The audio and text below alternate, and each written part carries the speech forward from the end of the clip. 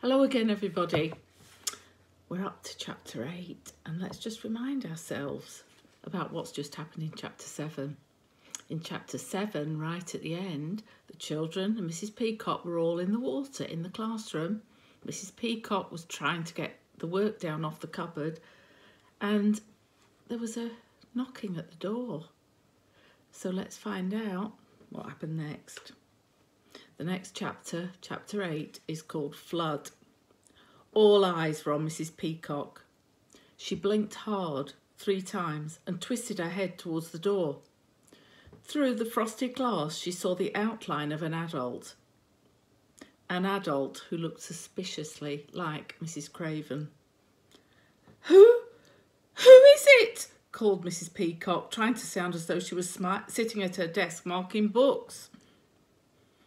"It's Mrs. Craven," shouted the outline. She didn't sound very happy. Ben didn't feel very happy. He had locked her in her room and now she'd escaped.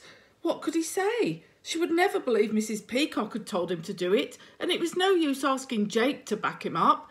Mrs. Peacock said Jake never knew what day it was. There was no way he would know what Mrs. Peacock had asked him to do. Ben began to shiver, although his face felt strangely hot.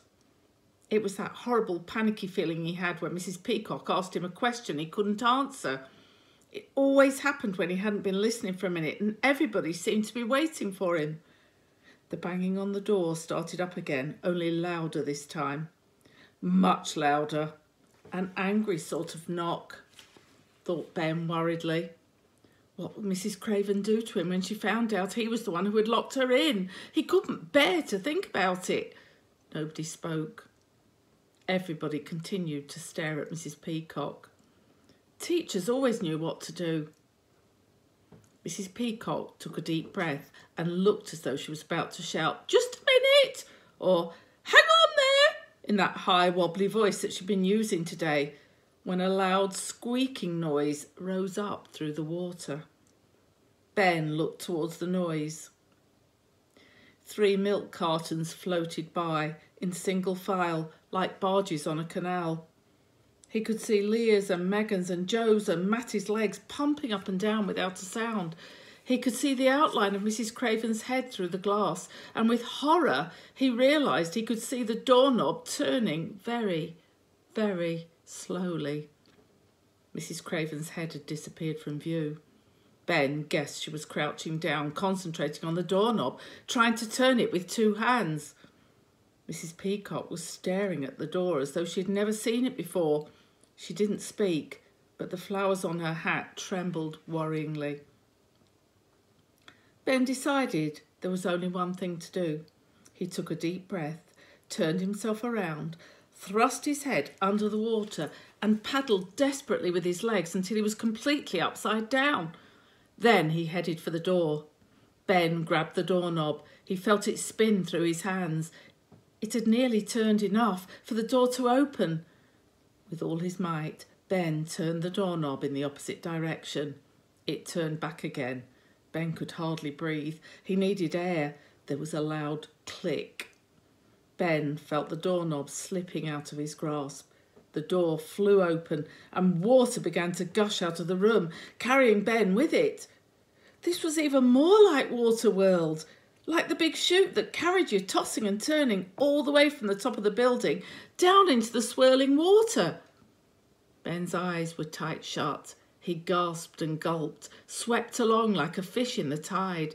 He had been so startled to be flying down the corridor like this that he hadn't noticed the screaming noise which seemed to be following him. Ah! Ah! It was getting louder and nearer to him. With a huge effort, Ben turned his head and looked behind him. A large sea monster was hurtling towards him on the crest of a wave. Ben was terrified. It might eat him. He looked again and drew in his breath. He could not believe his eyes. It was Mrs. Craven.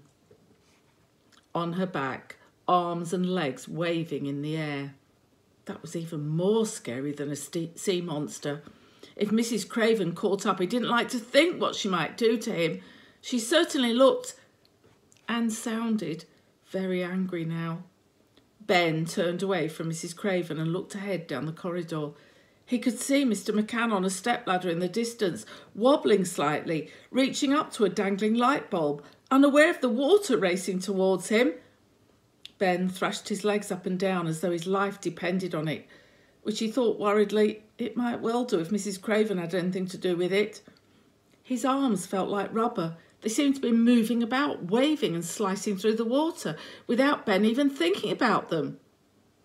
The giant wave had swept him out of the classroom and seemed to be just behind him.